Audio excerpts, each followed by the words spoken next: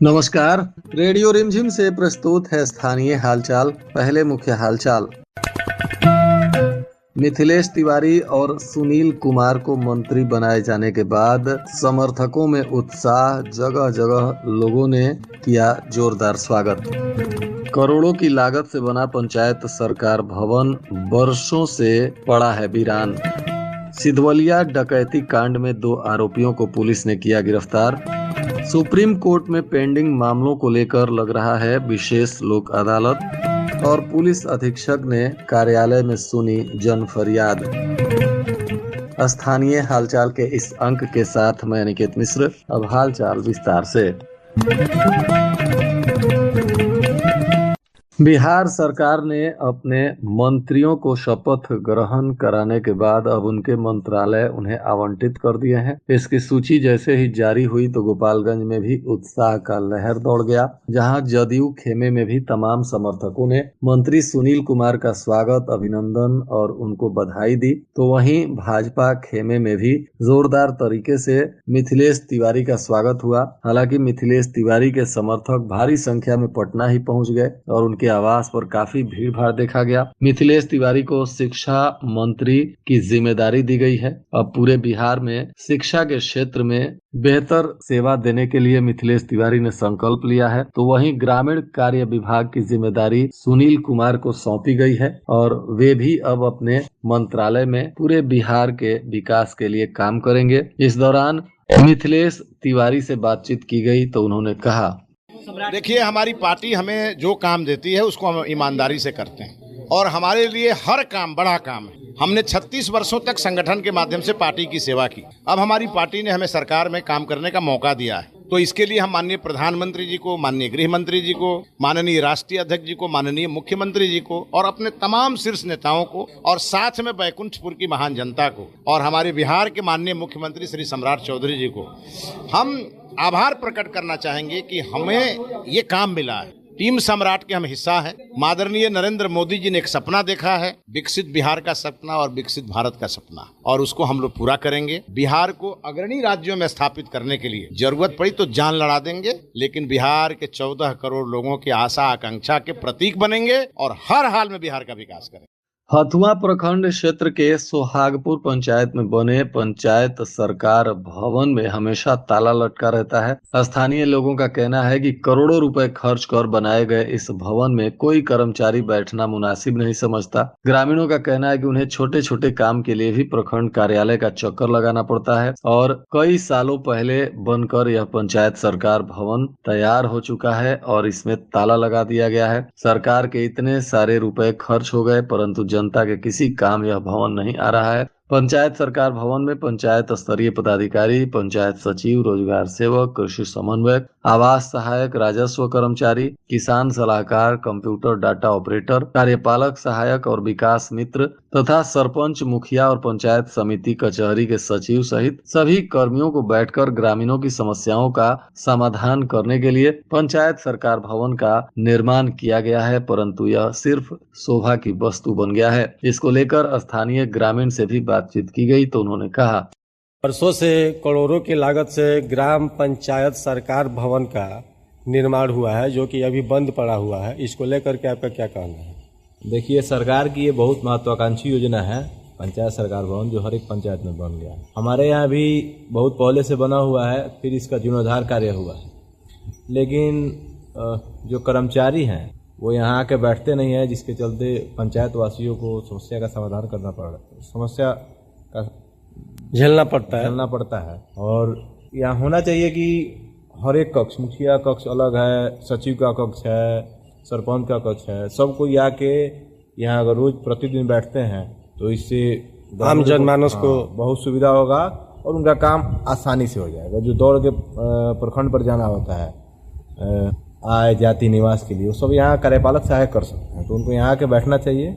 जन्म मृत्यु वगैरह सब चीज़ पंचायत से बन रहा है, तो यहाँ बैठ के सब किसी को पंचायत के जो भी कर्मचारी हैं, प्रतिनिधि हैं, उनको बैठ के यहाँ अगर उस काम को करेंगे तो जनता को काफ़ी लाभ पहुँचे। इस समस्या को लेकर के आपके ग्रामीणों के द्वारा किसी वरीय पदाधिकारी को सूचना दी गई है?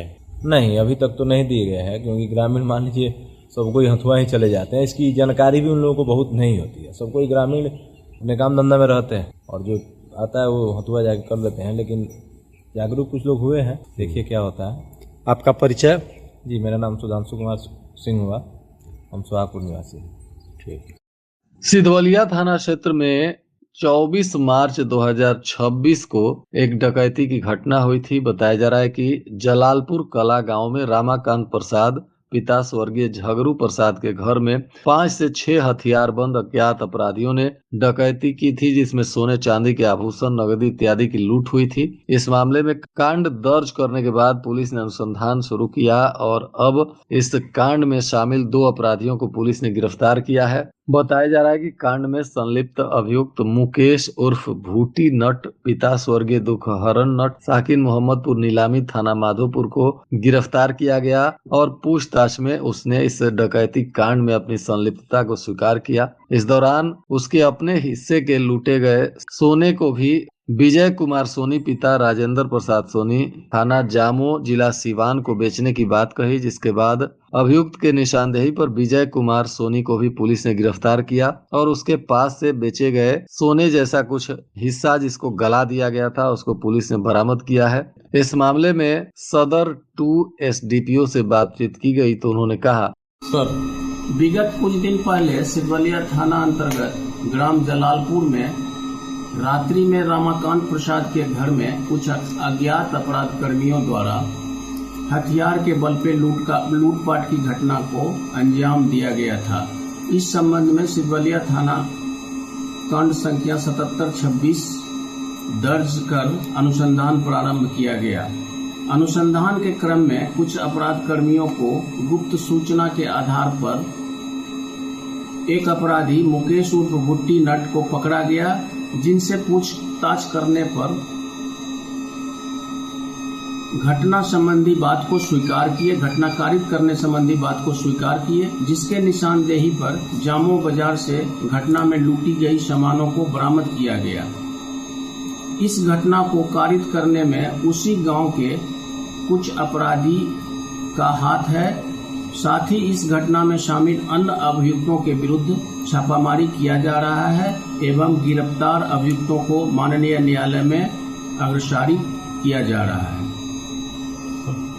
सुप्रीम कोर्ट ऑफ इंडिया समाधान समारोह का आयोजन हो रहा है। इसके लिए स्पेशल लोक अदालत का भी आयोजन गोपालगंज में होगा। बताया जा रहा है कि पार्टिसिपेटिव जस्टिस और door step delivery of justice के विजन को आगे बढ़ाने के लिए सुप्रीम कोर्ट ऑफ इंडिया ने 21 अप्रैल 2026 से supreme court action for mediated adjudication and disputes harmonisation across nation समाधान समारोह आयोजित कर रहा है। इसको लेकर 21, 22 और 23 अगस्त 2026 को एक स्पेशल लोक अदालत का आयोजन किया जाएगा।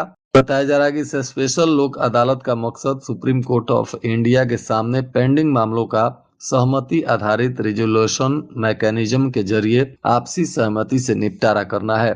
इसके लिए सभी वकीलों, लिटिगेट्स और स्टेक होल्डर्स से रिक्वेस्ट किया गया है कि वह पहल के तहत विवादों के असरदार समाधान में एक्टिव रूप से भाग लें और योगदान दें। पार्टियां अपने झगड़ों को सुलझाने के लिए ऑनलाइन प्लेटफॉर्म पर फिजिकली या वर्चुअली दोनों तरह से भी आ सकती हैं। इसके लिए गूगल पर जाकर फॉर्म भरकर अपनी रिक्वेस्ट सबमिट करना है और आप सुप्रीम कोर्ट में पेंडिंग मामलों का भी इस लोक अदालत के माध्यम से निपटारा करवा सकते हैं।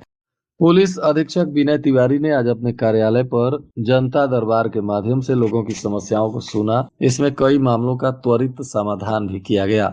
इधर न्यायालय के आदेश पर मीरगंज के थानाध्यक्ष दुर्गानंद मिश्रा के नेतृत्व में पुलिस टीम ने फरार चल रहे आर्म्स एक्ट के आरोपी अनिल चौधरी उर्फ अनिल यादव के घर इश्तेहार का तामिला किया। आरोपी सिवान के मुफस्सिल थाना के श्रीनगर वार्ड नंबर 2 का निवासी है। उसके यहाँ जाकर पुलिस ने ढोल नगाड़े के साथ विधिवत इश्तेहार चस्पा कर आरोपी को जल्द न्यायालय में उपस्थित होने की चेतावनी दी। बताया जा रहा है कि इस घटना में जो लोग घायल हैं उसमें बैकुंठपुर के कृतपुरा गांव निवासी टुन्ना सिंह और सोनाक्षी कुमारी तथा पानापुर थाना क्षेत्र के बैरागी भूमि गांव के अजय कुमार शाह और अभिषेक कुमार हैं। चारों का इलाज सरकारी अस्पताल में चल रहा है। कुछ की हालत गंभीर बताई जा रही है। पुलिस ने दुर्घटनाग्रस्त दोनों बाइक को कब्जे में लेकर मामले की जांच भी शुरू कर दी है। बताया जा रहा है कि तेज रफ्तार और लापरवाही से वाहन चलाने की वजह से आए दिन हादसे हो रहे हैं। प्रशासन भी लोगों से अपील कर रहा है कि लोग सड़क पर वाहन चलाते समय सावधानी से गाड़ी चलाएं और